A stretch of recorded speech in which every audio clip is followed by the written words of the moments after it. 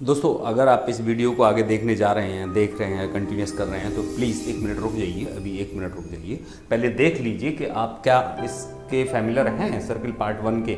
Circle part 1 में जो introduction है इसका सर्किल का, कि सर्किल क्या है, रेडियस क्या होती है, डायमीटर क्या होता है, सरकमफ्रेंस क्या होता है, कॉर्ड क्या होता है, आर्क क्या होता है, मेजर सेक्टर क्या होता है, माइनर सेक्टर क्या होता है, सेगमेंट के मेजर सेगमेंट क्या होता है, माइनर सेगमेंट क्या होता है। अगर ये सब आपको आते हैं तो आप इस वीडियो को कंटिन्यूस कर दीजिए यहीं से, कोई दिक्कत नहीं है।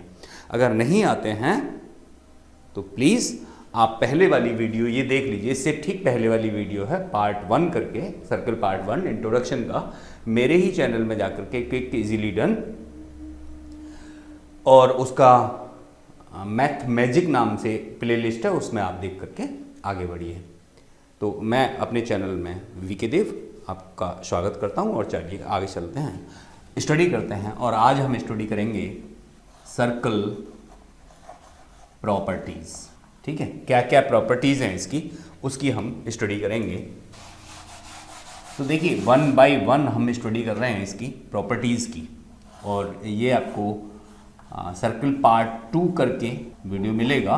चलिए कोई बात नहीं, तो हम इसकी स्टडी करते हैं एक एक करके। तो पहले हम वही सर्कल बनाए लेते हैं, एक सर्कल एक बार में ही बनाए लेते हैं, फिर इसमें ही हम काम करते रहेंगे, शायद ठीक सा बन जाए। ये अब कुछ ठीक है।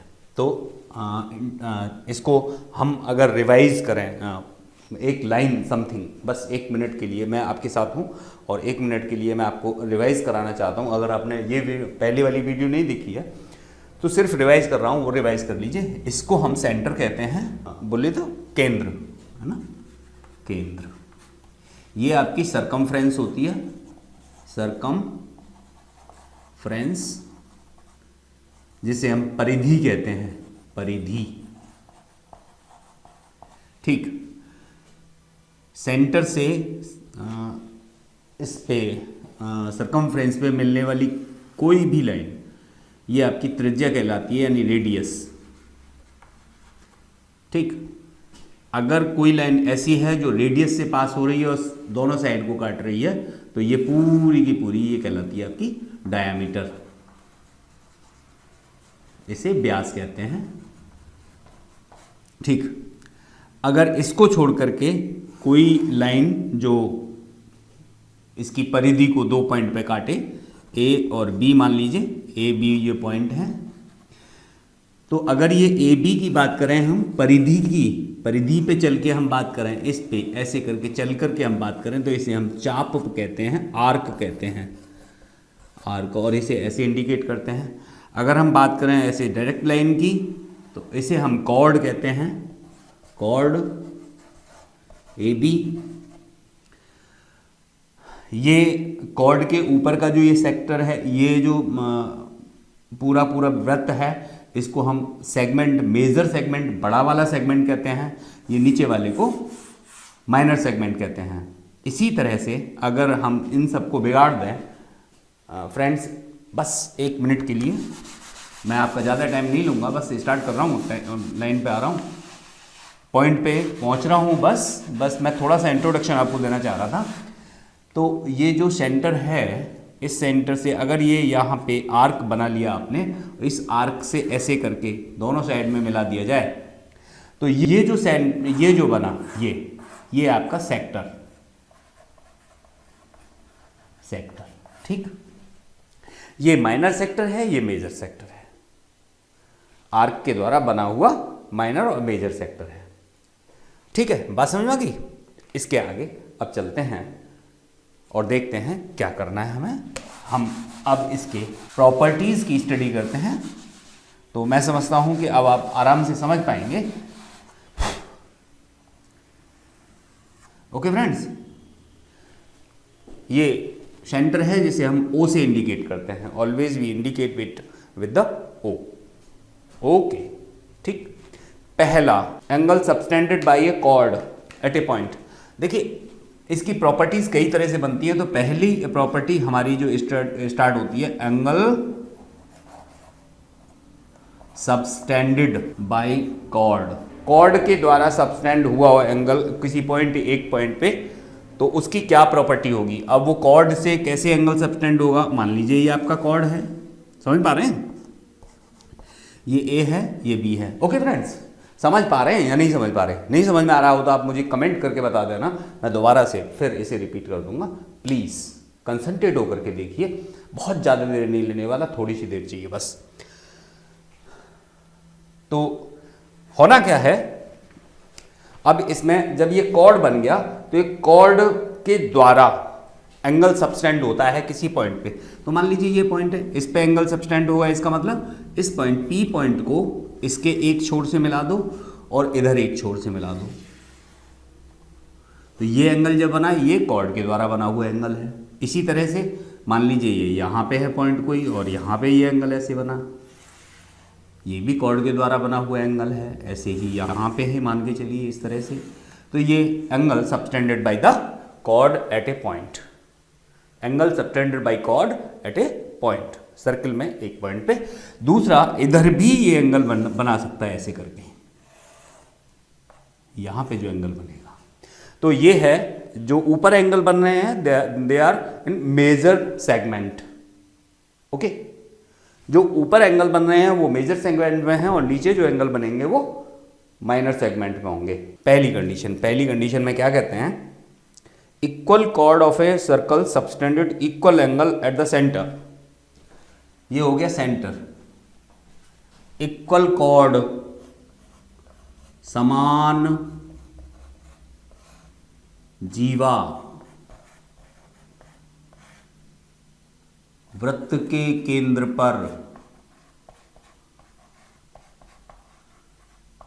पर समान कोण बनाती है या बनाती हैं। बात समझ में आई? बस आपको माइंड कर लेना है। मैं समझता हूं कि अगर आप ध्यान से सुनेंगे तो आपको ये याद ही हो जाएगा।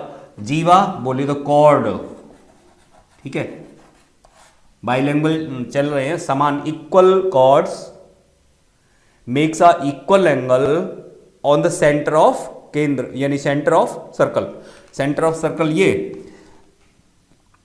अब मान के चलिए एक तो कॉर्ड ये है, दूसरी कॉर्ड ये है, और ये दोनों ही कॉर्ड आपस में बराबर है, लेट इट, मान लीजिए। तो ये A B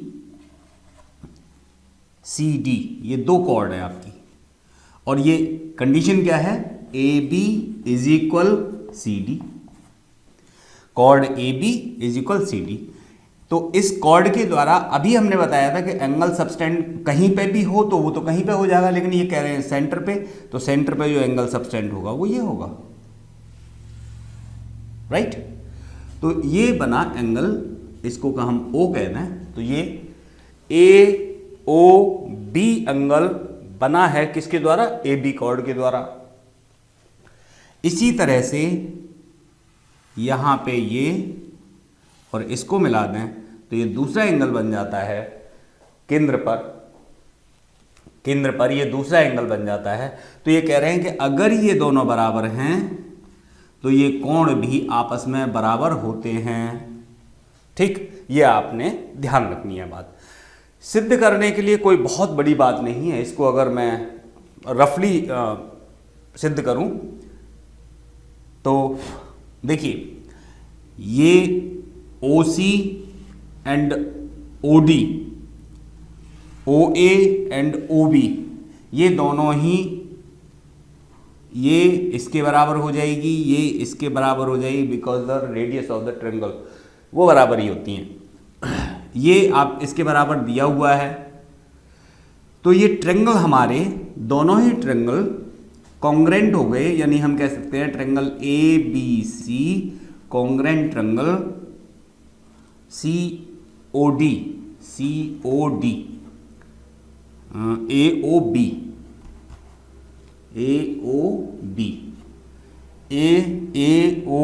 triangle congruent to COD। जब ये कॉन्ग्रेंट हो गए तो CPCT corresponding parts of congruent triangles, से बाकी की चीजें इनकी बराबर हो जाती हैं, इसका मतलब ये एंगल करेस्पॉन्डिंग एंगल के बराबर हो जाएगा, ये एंगल इसके करेस्पॉन्डिंग, इसको ऐसे लाएंगे तो ये इसके बराबर हो जाएगा और ये एंगल इसके बराबर हो जाएगा। तो ये corresponding part of congruent triangle से ये दोनों ही कोण आपस में समान होते हैं। ठीक, रफली ही हो गया ये।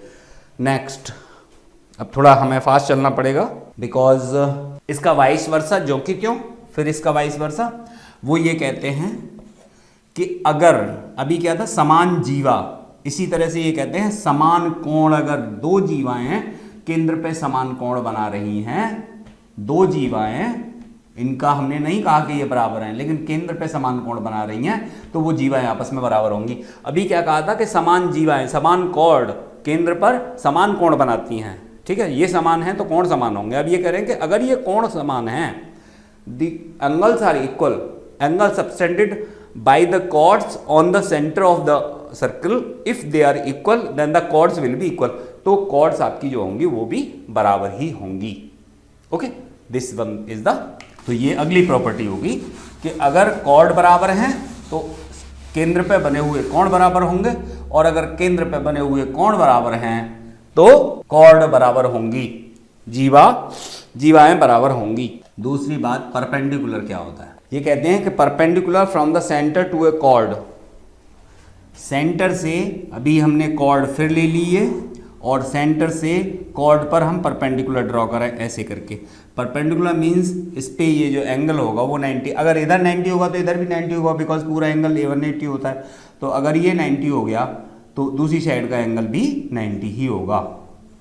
तो इस लाइन को हम कॉर्ड कहेंगे, परपेंडिकुलर कहेंगे, इसका मतलब लंब होगा, ये केंद्र से डाला गया जीवा पर लंब, जीवा पर केंद्र से लंब। तो अगर ये ए बी कोई लाइन है तो हम कह देंगे ओ, इस पॉइंट को कहते हैं हम N, O N is the perpendicular to A B. इसे हम इस तरह से शॉर्ट नोट में लिख सकते हैं। ठीक है, तो अब जब ये परपेंडिकुलर हो ही गया तो इसकी एक कंडीशन आगे पड़ी। पहली कंडीशन ये है कि अगर परपेंडिकुलर इस तरह से होता है तो पहली कंडीशन, इसमें भी पहली कंडीशन आकर के ये बनती है कि केंद्र से जीवा पर यदि लंब पड़े, केंद्र से जीवा पर लंब आए तो वह लंब जीवा को दो समान भागों में बांट देता है। लंब समद्विभाजित करता है, समद्विभाजित किसको? जीवा को। लंब जो है जीवा को समद्विभाजित कर देता है। ठीक है, तो इसकी ही बी कंडीशन इसकी वाइस वर्सा हो जाती है कि अगर ये समद्विभाजित हो रही हैं, अगर जीवा समद्विभाजित है तो जो रेखा उसे समद्विभाजित कर रही होगी वो लंब ही होगी। ठीक, अगर जीवा समान भागों में बटी हुई है, A n is equal to n B, तो ओ से पड़ने वाली आने वाली रेखा वो लंब होगी, या ये लंब है तो ये जीवा को दो बराबर भागों में बांटेगी। क्लियर? ओके, चलिए नेक्स्ट वन। अगर 3 पॉइंट से होकर के, अभी बात करते हैं, अगर हम यहां पे 3 पॉइंट ले लें ऐसे करके ए बी सी, तो 3 कोलिनियर पॉइंट से 3 नॉन कोलिनियर, अगर 3 आपके पास नॉन कोलिनियर पॉइंट्स हैं तो उनसे जाने वाला या उनसे जो ड्रॉ किया जाए वो सर्किल जो होगा 1 एंड ओनली 1 ही होगा। 3 कोलिनियर पॉइंट दिए हुए हैं और उनसे होकर के कोई सर्किल जा रहा है तो वो एक और मात्र एक ही सर्किल होगा। इसका वाइस वर्सा भी हम कह सकते हैं कि अगर एक ही सर्किल जा रहा है 3 पॉइंट से होकर के तो वो तीनों पॉइंट नॉन कोलिनियर होंगे, वो एक सीधी रेखा में हो ही नहीं सकते। If a circle drawn from the through the 3 points then what will be there these points, वो पॉइंट क्या होंगे? The points will be non collinear. एक ही वृत्त की बराबर जीवाएं कॉर्ड से समान दूरी पर होती हैं। एक ही वृत्त की बराबर जीवाएं, ये बराबर जीवाएं होगी, तो केंद्र से जो इनकी दूरी होगी ये लंब दूरी, दैट इज द ON। यहां हम इसे कहते हैं OP, तो यहां पे क्या होगा, OP will be equal to ON। अगर ये जीवाएं बराबर हैं तो, अगर जीवाएं बराबर हैं यानी AB CD कहते हैं इसे, AB जीवा CD के बराबर है तो ON भी OP के बराबर ही होगा। ठीक, इसका कन्वर्जन, अगर ON OP के बराबर है, ON OP के बराबर है, तो जिन जीवाओं पर ये लंब होंगे वो जीवाएं भी बराबर होंगी, समदूरस्थ जीवाएं भी बराबर होंगी, इक्विडिस्टेंट जो जीवाएं होंगी वो भी बराबर ही होंगी। ठीक, next, angle subtended by an arc of a circle. Arc के द्वारा एंगल सबटेंड करना या होना वो सेम है जैसे कॉर्ड से हो रहा था। आर्क से जो एंगल सबटेंड हो रहा था वही, मान लीजिए ये आपका आर्क है, इस आर्क वाले जो पॉइंट हैं इनसे ही होकर के तो कॉर्ड जाता है, तो आर्क के द्वारा एंगल एक तो केंद्र पे सबटेंडेड हो सकते हैं, दूसरे यहाँ पे कहीं हो सकते हैं रेस्ट पार्ट में, यानी कि मेजर सेक्टर में आर्क के द्वारा, जबकि कॉर्ड के द्वारा थोड़ी यहाँ पे आपको देखना होगा, एक बहुत ही इंपॉर्टेंट बात यहाँ पे समझनी होगी आपको कि ये मान लीजिए कॉर्ड है, कॉर्ड के द्वारा जो एंगल सबटेंड किए जा सकते हैं वो कहाँ कहाँ हो सकते हैं, सेंटर पे हो सकता है। समझ में आ रहा है, समझ पा रहे हैं आप बात को, क्लियरली समझिए कि कॉर्ड के द्वारा जो एंगल सबटेंड होगा एक तो सेंटर पे हो सकता है, दूसरा वृत्त में कहीं पर भी हो सकता है, कहीं पे भी कर सकते हैं, इधर भी हो सकता है, माइनर में भी, मेजर सेगमेंट में हो सकता है, माइनर सेगमेंट में हो सकता है। लेकिन कॉर्ड के केस में ये बात थी हमारी उसकी कॉर्ड की, कॉर्ड के केस में एंगल कहीं भी बन सकता है। लेकिन अगर आप बात करें आर्क की, चाप की, आर्क की, मान लीजिए A और B ये चाप है, तो इसके द्वारा जो एंगल सबटेंड होगा वो तो एक तो सेंटर पे ही होगा, एक तो सेंटर पे हो सकता है कि ये सेंटर पे एंगल बना दे, दूसरा ये इस एरिया को छोड़ करके यानी माइनर सेक्टर को छोड़ करके, ये है माइनर सेक्टर, माइनर सेक्टर, ये सब मैं पहले वाली वीडियो में बता चुका हूं, प्लीज वहां जाकर के देख लीजिए अगर समझ में ना आ रहा हो तो। अब इसके द्वारा एंगल यहां तो कहीं बनेगा ही नहीं, तो ये अलग कहीं बन सकता है, बाकी दूसरे और कहीं भी ये बन सकता है ऐसे करके। ठीक, ये एंगल ऐसे करके बन सकते हैं। गुड, चलिए, कॉर्ड के एंगल और आर्क के एंगल में सिर्फ इतना ही डिफरेंस है कि आर्क का एंगल, आर्क के द्वारा एंगल माइनर सेक्टर में नहीं बन सकते, जबकि कॉर्ड के द्वारा एंगल मेजर सेगमेंट और माइनर सेगमेंट दोनों में ही बन सकते हैं। ठीक है, तो angle subtended by the arc of a circle, तो ये कहते हैं if two chords are equal then their corresponding arcs will be equal. वो तो हम जानते ही हैं आप कि अगर दो आपके जो कॉर्ड है, कॉर्ड क्या होगी, आर्क पे कोई दो पॉइंट, आर्क को, उस आर्क को मिलाने वाले दोनों पॉइंटों को, तो ये जो कॉर्ड है ये इस आर्क के करस्पॉन्ड है। ऐसे ही मान लीजिए यहाँ पर है ये कॉर्ड है, इस आर्क के करस्पॉन्ड है, तो अगर ये कॉर्ड बराबर हैं तो इनके करस्पॉन्डिंग आर्क भी बराबर होंगे, चाप भी बराबर होंगे। कॉन्ग्रुएंट और equal arc of a circle subtend the equal angle at the centre of a circle. कहते हैं कि अगर ये यहाँ पे सेंटर पे ये बराबर आर्क हैं, ये आर्क इसके बराबर है, तो ये जो एंगल बनेगा वही एंगल ये भी होगा। ये हम दरअसल ये सेम है जैसा कि हमने कॉर्ड के केस में पढ़ा था, that is the same thing. Next और अगली इंपॉर्टेंट बात, और उसके बाद ही हम एक ही दो बात और हैं बस, उसके बाद हम खत्म कर लेते हैं इसको।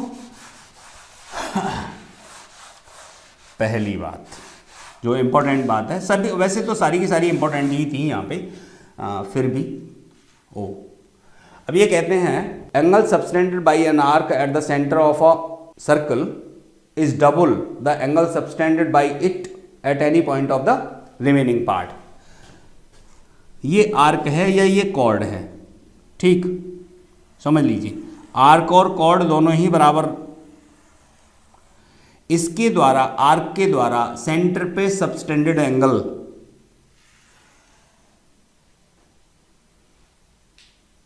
अगर हम बात करें कॉर्ड की तो हमें दोनों सेगमेंट बताने पड़ेंगे, मेजर सेगमेंट और माइनर सेगमेंट।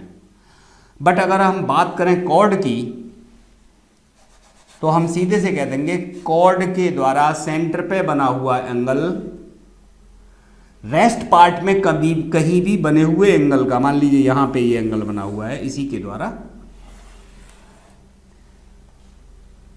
ये एंगल इस एंगल का, अगर हम इसे कहते हैं एन ए बी, तो angle A O B, angle A O B बराबर होगा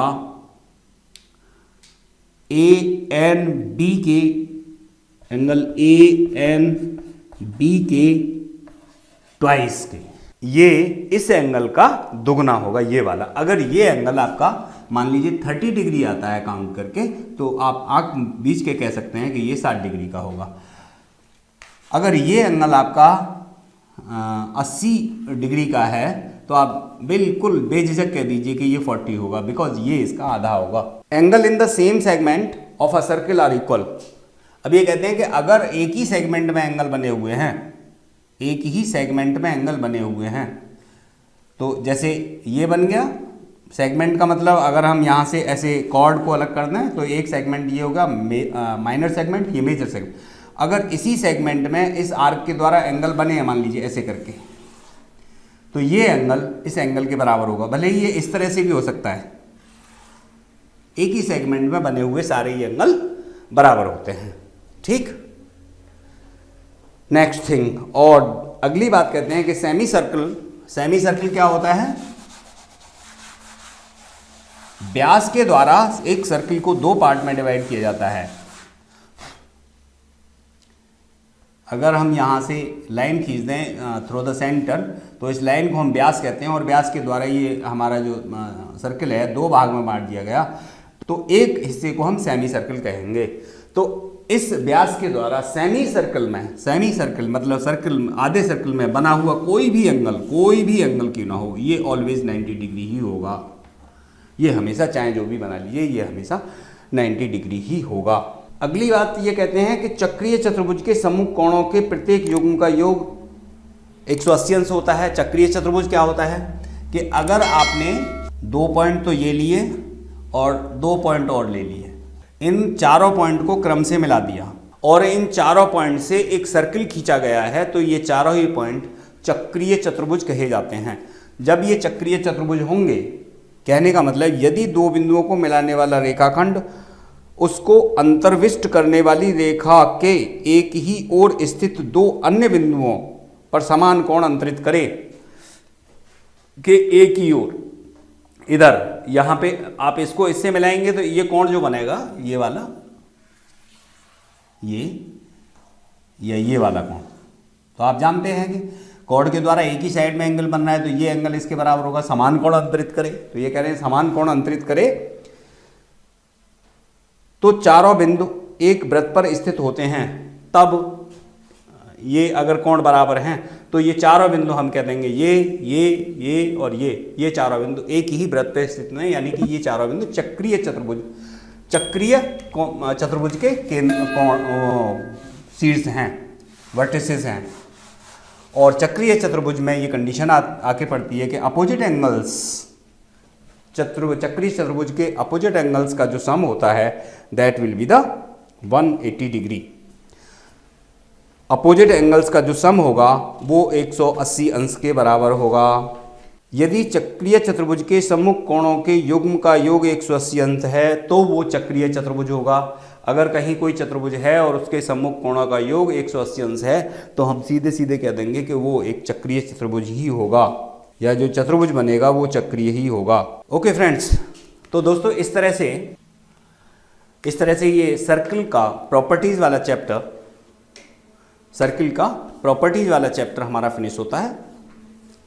ओके फ्रेंड्स, अगर आपको लगे कि कहीं पे कुछ गड़बड़ है, कोई बात आपकी समझ में नहीं आ रही है, किसी तरह की भी कोई प्रॉब्लम है, इंक्लूडिंग दिस वन, जिस चैप्टर को जहाँ भी मैं स्टडी कर रहा हूँ आपके साथ, वहाँ पर आप बड़े आराम से कमेंट करके मुझसे पूछ सकते हैं।